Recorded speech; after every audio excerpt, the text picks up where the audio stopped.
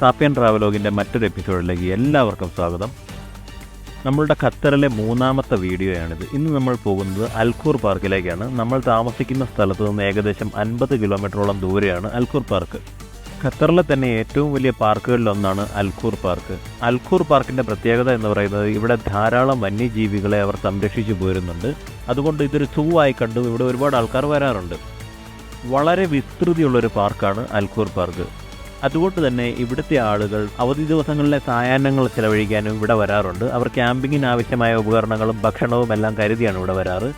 November, December, ജനുവരി, ഫെബ്രുവരി തുടങ്ങിയ തണുപ്പുള്ള മാസങ്ങളിലെ ഈവനിങ് ആകുമ്പോൾ ഇവിടെ ധാരാളം ആളുകൾ ക്യാമ്പിങ്ങിന് വരാറുണ്ട്.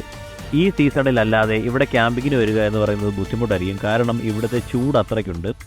അൽഖൂർ പാർക്കിലേക്കുള്ള എൻട്രി എന്ന് പറയുന്നത് മുതിർന്ന ആളുകൾക്ക് 15 ഖത്തർ റിയാലും കുട്ടികൾക്ക് 10 ഖത്തർ റിയാലുമാണ്. പാർക്കിൻ്റെ എൻട്രൻസിൽ നിന്ന് കയറി ചെല്ലുമ്പോൾ തന്നെ വളരെ മനോഹരമായൊരു ഫൗണ്ടൻ അവർ സെറ്റ് ചെയ്തിട്ടുണ്ട്. അതിൻ്റെ ചുറ്റും ഇരിക്കാനുള്ള ധാരാളം ഇരിപ്പിടങ്ങളും അവർ സെറ്റാക്കിയിട്ടുണ്ട്. ഈ ഫൗണ്ടൻ നിൽക്കുന്നത് ഒരു റൂഫിനടിയിലാണ്. ആ റൂഫ് ഗ്ലാസ് കൊണ്ടുള്ളതാണ്. നല്ല ഭംഗിയായിട്ടാണ് അവരത് ചെയ്തിരിക്കുന്നത്.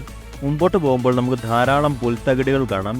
ഈ പുൽത്തകിടിയും കഴിഞ്ഞ് നമ്മൾ മുന്നോട്ട് പോകുമ്പോൾ നമുക്ക് മൃഗങ്ങളെ സൂക്ഷിച്ചിരിക്കുന്ന സ്ഥലങ്ങൾ കാണാൻ സാധിക്കും. ആദ്യം തന്നെ സീബ്രയെ ഇട്ടിരിക്കുന്ന ഒരു കൂട് കാണാൻ പറ്റും. 1-2 സീബ്ര ഇവിടെ ഉള്ളെന്ന് തോന്നുന്നു. 1-2 എണ്ണത്തിന് മാത്രമേ ഇപ്പോൾ ഇവിടെ കാണാനുള്ളൂ. അതിൻ്റെ തൊട്ടപ്പുറത്ത് തന്നെ റിനോസറസിനെ ഇട്ടിരിക്കുന്ന ഒരു കൂടുണ്ട്. അതിൽ ഒരെണ്ണത്തിന് മാത്രമേ ഞാൻ കണ്ടുള്ളൂ. അതിനോട് ചേർന്ന് തന്നെ മാനുകളെ ഇട്ടിരിക്കുന്ന കൂടും നമുക്ക് കാണാം. ഇവിടെ വ്യത്യസ്ത ഇനത്തിലുള്ള മാനുകളുണ്ട്. കാരണം ഇതിനെ നമുക്ക് കാണാം കൊമ്പുള്ള ടൈപ്പാണ്. പക്ഷേ കുറച്ചങ്ങ് മാറി കൊമ്പില്ലാത്ത നമ്മുടെ നാട്ടിൽ കാണുന്ന തരം മാനുകളെ അപ്പുറത്ത് നമുക്ക് കാണാം. ഇത്തരം വലിയ ജീവികളെ അല്ലാതെ ചെറിയ ജീവികൾ, അതായത് കുരങ്ങ് വർഗ്ഗത്തിൽപ്പെട്ടവ, ചെറിയ പക്ഷി ഇനത്തിൽപ്പെട്ടവ, പൂച്ചകൾ, കുറുക്കന്മാർ, അങ്ങനെയുള്ള ജീവികളെ ഇവർ സൂക്ഷിച്ചിരിക്കുന്നത് ഉള്ളിലാണ്. ഈ ഗുഹ പോലെ കാണുന്ന മുറിക്കുള്ളിലോട്ട് നമ്മൾ കയറുമ്പോൾ അതിൽ ഗ്ലാസ് ഇട്ട കൂടുകളിലായിട്ട് ഇവയെ സൂക്ഷിച്ചിരിക്കുന്നത് കാണാം. ഫസ്റ്റ് നമ്മൾ കാണുന്നത് കോമൺ മർമോസെറ്റ് എന്ന് പറയുന്ന ഒരു മങ്കി ഇനത്തിൽപ്പെട്ടൊരു ജീവിയാണ്. മങ്കി ഇനത്തിൽപ്പെട്ടതാണെന്ന് എനിക്ക് തോന്നുന്നു കേട്ടോ. കാരണം അതിൻ്റെ ഒരു അനാട്ടമി വെച്ചിട്ടാണ് ഞാൻ പറഞ്ഞത് മങ്കി ഇനത്തിൽപ്പെട്ടതാണെന്ന്. ചെവിയിൽ മാത്രം നല്ല നീളൻ വെള്ള രോമങ്ങളൊക്കെ ആയിട്ട് നല്ല രസമുണ്ട് ഇവയെ കാണാനായിട്ട്. നെക്സ്റ്റ് നമ്മൾ കാണുന്നത് കോട്ടൺ ടോപ്പ് ടമറിൻ എന്ന് പറയുന്ന ഒരു മങ്കി ഇനത്തിൽപ്പെട്ട ഒരു ജീവിയാണ്. ഇതിനെ പെറ്റായിട്ട് വളർത്താറുണ്ടെന്ന് എനിക്ക് തോന്നുന്നു. പക്ഷേ മങ്കിയുമായിട്ട് നമ്മൾ കമ്പയർ ചെയ്യുമ്പോൾ ഇതിൻ്റെ നഖങ്ങൾ നമുക്ക് കാണാം. മങ്കിക്ക് ഇങ്ങനെ നഖം ഉണ്ടെന്ന് എനിക്ക് തോന്നുന്നില്ല. ഇവിടെ ഇതിൻ്റെ കുറച്ച് ഡീറ്റെയിൽസ് വെച്ചിട്ടുണ്ട്. അതിൽ പറഞ്ഞതനുസരിച്ചിട്ട് ഇവ ചെറിയ ഇൻസെക്റ്റുകളെ, ചെറിയ പക്ഷികളെ, ഇവയൊക്കെയാണ് ഭക്ഷണമാക്കുന്നത്.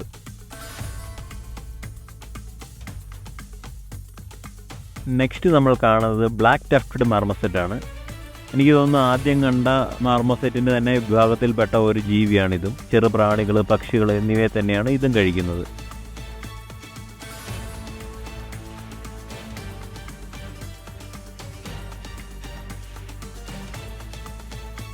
നെക്സ്റ്റ് എക്സിബിറ്റ് എന്ന് പറയുന്നത് ബംഗാൾ ക്യാറ്റാണ്. ബംഗാൾ ക്യാറ്റ് എന്ന് പറയുന്നത് ഒരു ഹൈബ്രിഡ് ക്യാറ്റാണ്. വൈൽഡ് ക്യാറ്റിനെയും നമ്മുടെ ഓർഡിനറി ക്യാറ്റിനെയും കൂടെ ക്രോസ് ചെയ്തുണ്ടാക്കിയ ഒരു ഹൈബ്രിഡ് ക്യാറ്റാണ് ബംഗാൾ ക്യാറ്റ്. അടുത്തതായിട്ട് നമ്മൾ കാണുന്നത് അറേബ്യൻ റെഡ് ഫോക്സ് ആണ്.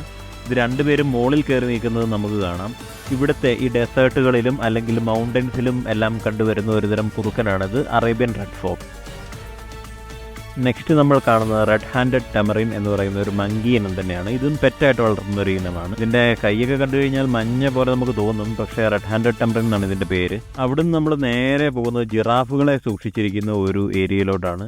ഇവിടെ ഇപ്പോൾ ഒരു ജിറാഫിനെ മാത്രമേ ഞാൻ കണ്ടുള്ളൂ. പക്ഷേ നേരത്തെ ഇവിടെ കൂടുതൽ ജിറാഫുകൾ ഉണ്ടായിരുന്നു എന്നാണ് പറയുന്നത്. പിന്നെ മുമ്പോട്ട് പോകുമ്പോൾ ഒട്ടകപ്പക്ഷികളെ സൂക്ഷിച്ചിരിക്കുന്ന ഒരു ഏരിയ നമുക്ക് കാണാം. അവിടുന്ന് മുന്നോട്ട് പോകുമ്പോൾ വീണ്ടും കുറേയേറെ സ്ഥലത്ത് പുൽത്തകിടി പോലെ നമുക്ക് കാണാം. അവിടെ കൂടുകളിലായിട്ട് ഡിഫറെൻറ്റ് പക്ഷികളെ സൂക്ഷിച്ചിട്ടുണ്ട്. പക്ഷികളെന്ന് പറയുമ്പോൾ മക്കാവ് പോലുള്ളവ, വൾച്ചേഴ്സ്, പാരറ്റുകൾ, അങ്ങനെയുള്ള പക്ഷികളെല്ലാം അവരവിടെ സൂക്ഷിച്ചിട്ടുണ്ട്.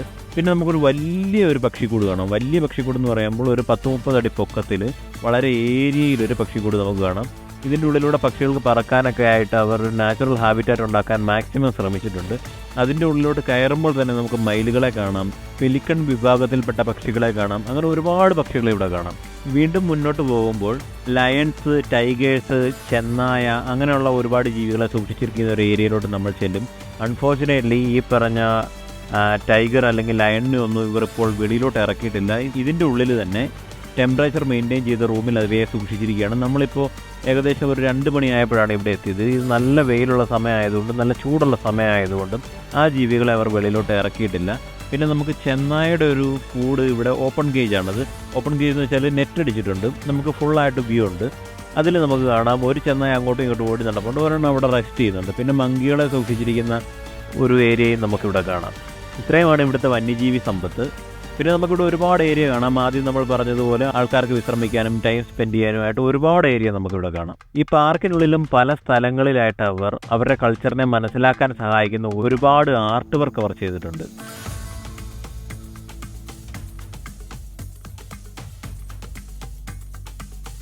ഈ അൽഖൂർ പാർക്കിൽ നിന്ന് നമ്മൾ ഇറങ്ങിയിട്ട് ഇതിൻ്റെ തൊട്ടടുത്ത് തന്നെ ഇതിൻ്റെ ഭാഗമെന്ന് വേണമെങ്കിൽ പറയാവുന്ന പാണ്ട ഹൗസിലോട്ടാണ് നമ്മൾ പോകുന്നത്. പക്ഷേ ഒരു വ്യത്യാസം എന്ന് പറയുന്നത് പാണ്ട ഹൗസിൽ നമുക്ക് പ്രവേശിക്കണമെങ്കിൽ അവിടെ വീണ്ടും നമ്മൾ പാസ് എടുക്കണം.